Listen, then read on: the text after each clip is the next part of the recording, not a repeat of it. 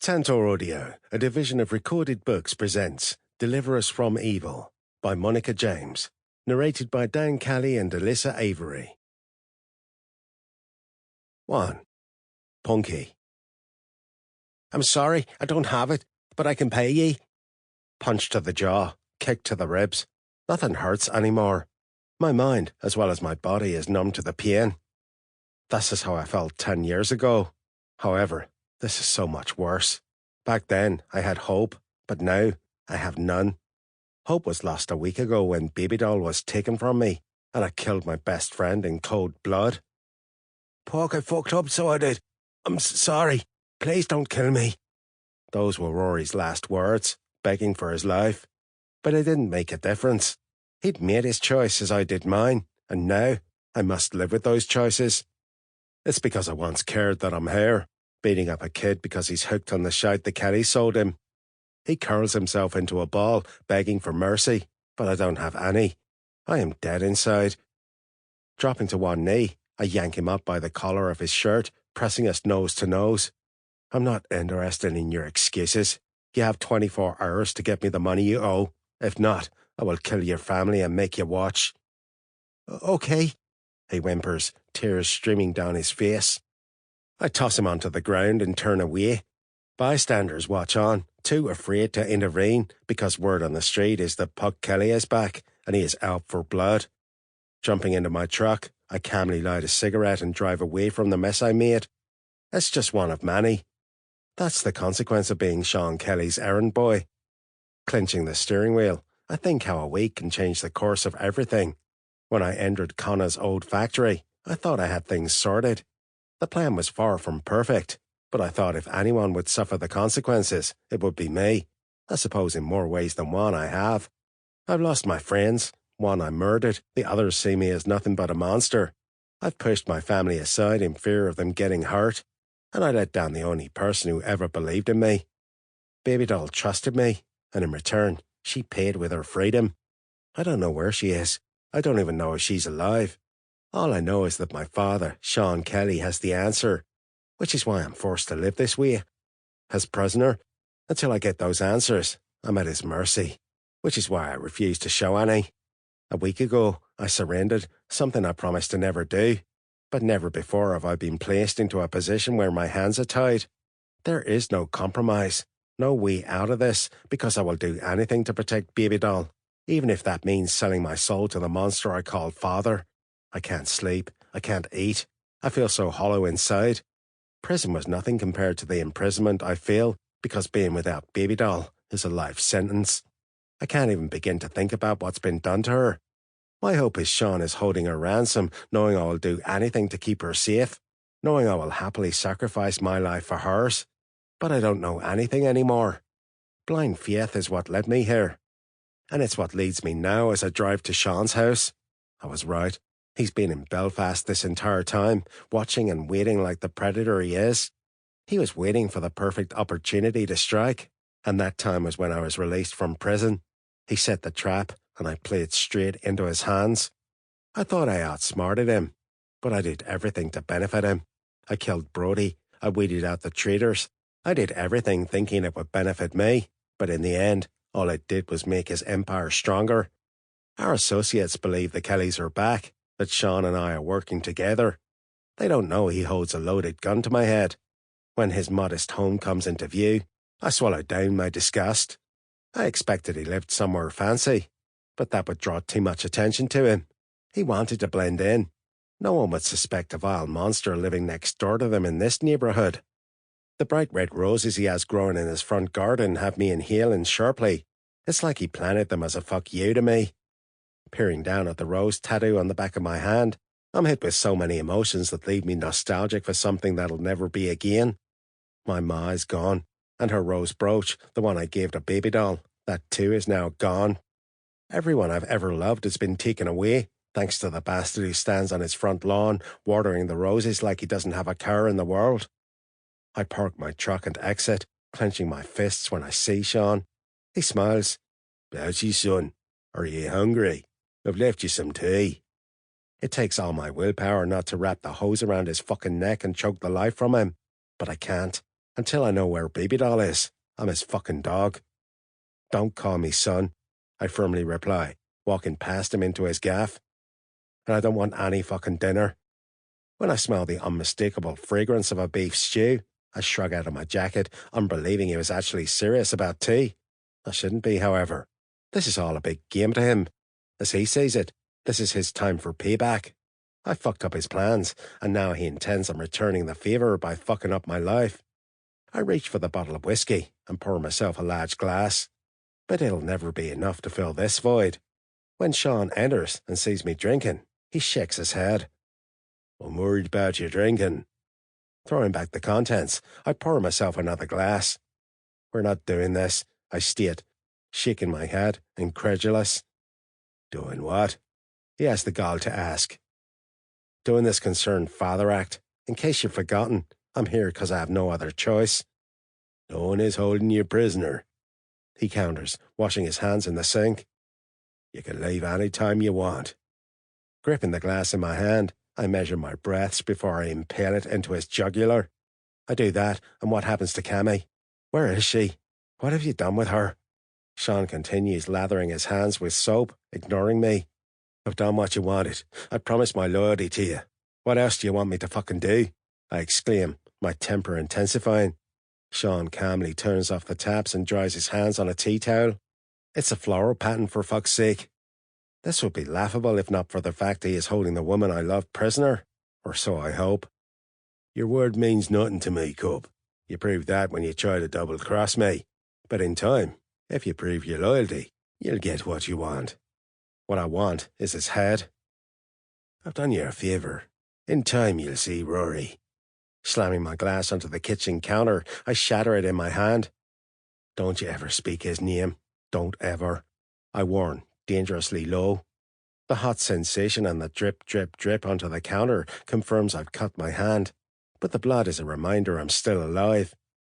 He was a traitor, Pock, he says, not knowing when to shut his mouth. He was the one who betrayed ye. He was given a choice. I never forced his hand.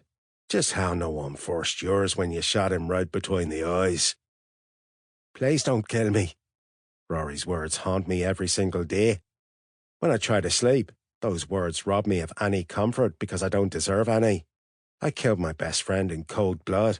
He was unarmed, and I fucking shot him like a dog. I am a fucking murderer. Aye, I've killed before, but Rory's death is the only one for which I have any remorse. You see, I'm not the enemy here, he says, which has a crazed laugh leaving me. That's all I fucking see, I reply, reaching for the tea towel and wrapping it around my hand. What the fuck is wrong with you? We're not friends, we're enemies, and I would happily use your wee spatula over there to carve out your tongue. I understand he wants to appear like every Joe Blogs, but his kitchen looks like something out of an Ulster Tatler Interiors magazine. It sickens me. His mouth twitches. He finds this fucking hilarious. I understand you're mad, but we wouldn't be here if you didn't try to kill me every chance you got. You killed my ma, I snarl, eyeing him fiercely. And Connor, you wanted to steal my legacy. I spent 10 years in prison because of ye.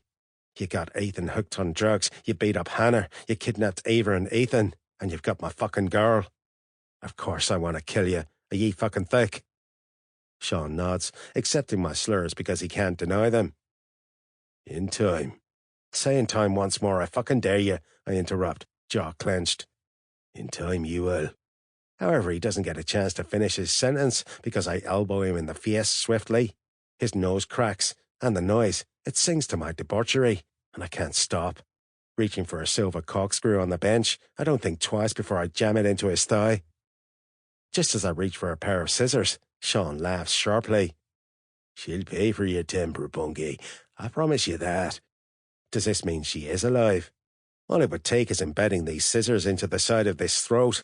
Like a warm knife slicing through butter, they would enter easily, and I could end this all. But as we stand in his kitchen in the ultimate standoff, I know he's not bluffing. I kill him, and I will never find Babydoll. With a pained breath, I drop the scissors by my feet, defeated, in every sense of the word. Sean rips out the corkscrew, tossing it into the sink. He'll live, sadly.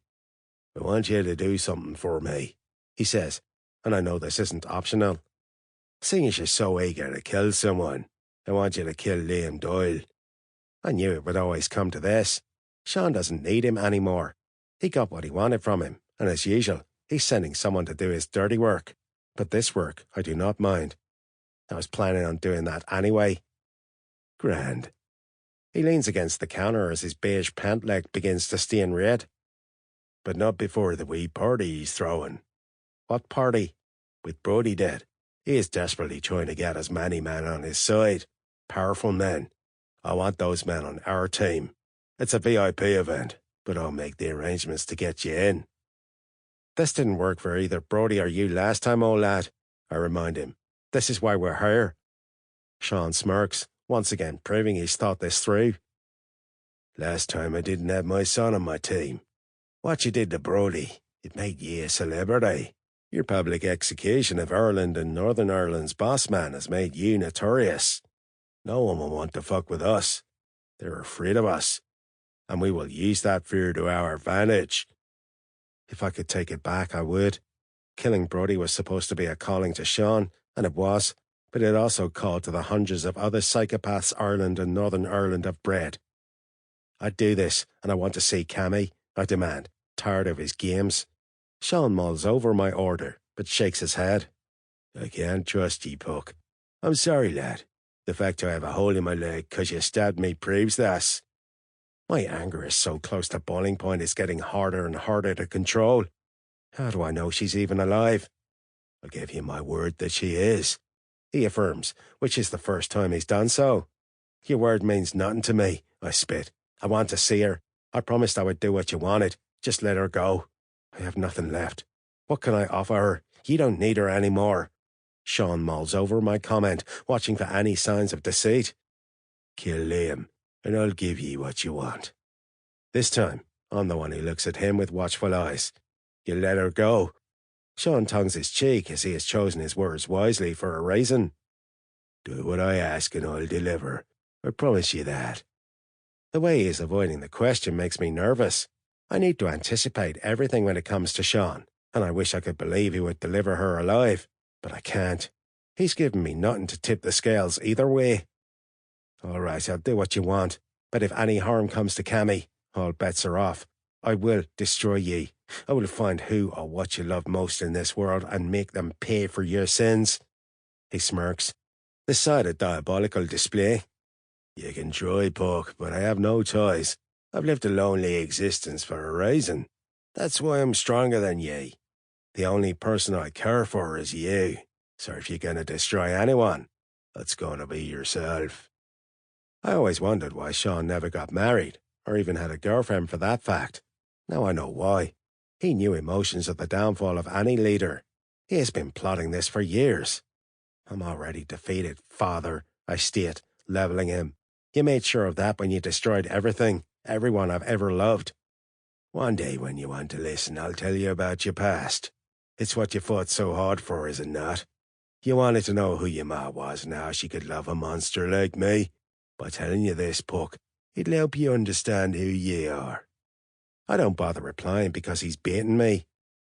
Turning my back, I take the whiskey bottle with me as I walk out the door. Once in my truck, I commence the drive home on autopilot. I'm so lost right now I don't think I'll ever be found. In the past, I would have spoken to Rory and Kane. They would have helped me see reason. But I'm truly alone in this. The castle stands unfinished, a visualization of what could be. As I ascend the drive and park in front of my gaff, I notice the kitchen light is on. Someone is in my home. Reaching for my gun from the console, I exit the truck with caution. I doubt an enemy would announce their presence, but stranger things have happened, like Rory betraying me right in this very spot. I open the front door, which is unlocked, and with my gun raised, I enter.